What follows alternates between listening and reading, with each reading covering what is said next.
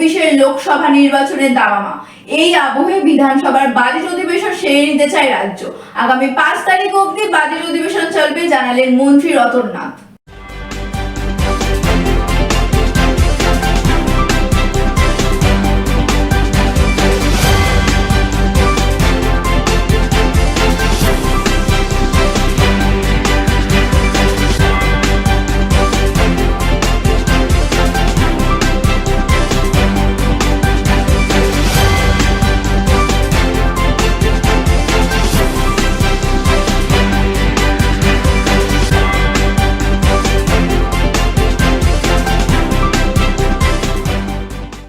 अरे भैया कहाँ हैं आप?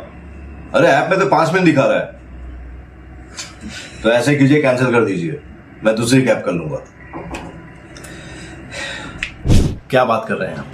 ऐप में तो 500 रुपए दिखा रहा है, आप एक्स्ट्रा क्यों मांग रहे हैं? क्या आप भी रोजाना ट्रेवल करने के लिए कैब बुक करते हैं? और क्या इसी तरह के एक्सपीरियंस का सामना करना पड़ता है आपको भी? तो आइए, अब इस एक्सपीरियंस को बेटर बनाने का टाइम आ गया है रेडी टू कैब के साथ। रेडी टू कैब से इंडिया का most trusted and fastest growing cab booking platform. Ready to cabs पर आपको कैब बुकिंग सर्विसेज ही नहीं बल्कि यहाँ पर आप local taxi, rickshaw, AC non AC taxi सब बुक कर सकते हैं। और सबसे अच्छी बात तो ये है कि यहाँ पर आप अपना फेयर खुद डिसाइड करते हैं, है ना ये अच्छी बात। अब लंबे इंतजार की जरूरत नहीं है, ना ही एक्स्ट्रा फेयर देने की जरूरत है, और अपने डेस्टिनेशन पर लेट पहुंचने की टेंशन भी खत्म। यहाँ पर सिर्फ बुकिंग ही नहीं, रेडी टू कैब्स के साथ आप एज ए करियर भी अपने आप को ग्रो कर सकते हैं, जहां पर इंडिया के बाकी के सारे प्लेटफॉर्म के कंपैरिजन में आप ज्यादा रेवेन्यू जनरेट कर सकते हैं। तो अब इंतजार कैसा, बनाओ अपने कैब बुकिंग एक्सपीरियंस को बेटर रेडी टू कैब्स के साथ।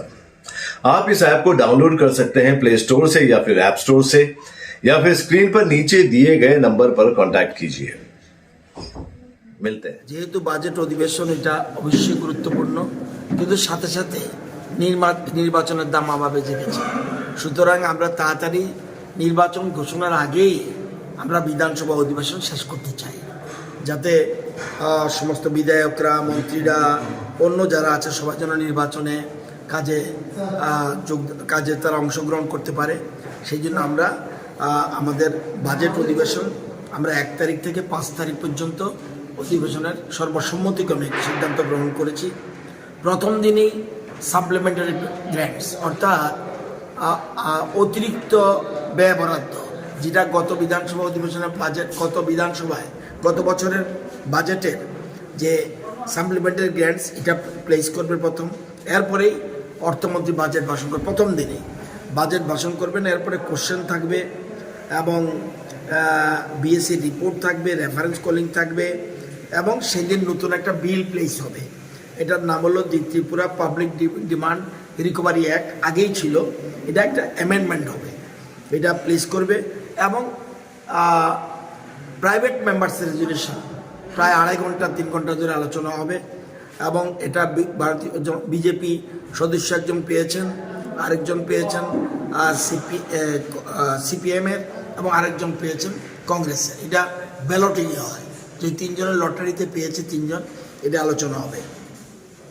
এরপরে 2 তারিখ 3 তারিখ বন্ধ থাকবে, 4 তারিখ সাপ্লিমেন্টারি গ্র্যান্টস পাস হয়ে যাবে, এবং এরপরেই ওই দিন বিলটাও পাস হয়ে যাবে, যেটা পাবলিক ডিমান্ড রিকভারি অ্যাক্ট। এরপরে বাজেট ডিসকাশন শুরু হবে 4 তারিখ 5 তারিখ ডিসকাশন হয়ে 5 তারিখে বিকালের দিকে গিয়ে বাজেট পাস হয়ে যাবে। এই হলো পরিকল্পনা নেওয়া হয়েছে, এবং সর্বসম্মতিক্রমে করা হয়েছে। এটা ঠিক আরও একদিন বাড়ালে ভালো হতো, কিন্তু আমরা সবাই সিদ্ধান্ত নিয়েছি দরকার হলে ঘন্টা 2 বা ঘন্টাখানেক বাড়বে, কিন্তু নির্বাচন ঘোষণা হলে বাজেটে অনেক কিছু থাকতে পারে গভর্নমেন্টের, আমি তো জানি না বাজেটে কি হচ্ছে। সুতরাং এই জন্য বাজেটটা যেন তাড়াতাড়ি পাস হয়ে যায়, এটা আমাদের উদ্দেশ্য নির্বাচন ঘোষণার আগে।